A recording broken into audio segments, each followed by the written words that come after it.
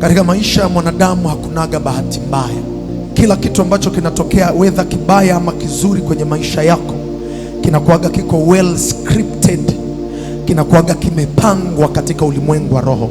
Aidha kimepangwa na ufalme wa nuru ama ufalme wa giza kwa sababu maalum.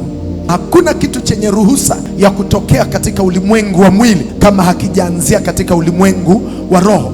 Ulimwengu wa roho ni soft copy, ulimwengu wa mwili ni hard copy.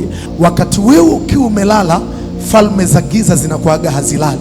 Muda ambao wewe unakuwa umepumzika, wao wanaendelea kuactivate mambo yao ili kuendelea kukupangia mipango. Kwa hiyo ndio maana Yesu akasema, kesheni mkiomba wala msikate tamaa, kwa sababu Yesu alikuwa anajua kwamba kuna vitu vingi vinachezewa kwenye ulimwengu wa roho ambao ndio soft copy.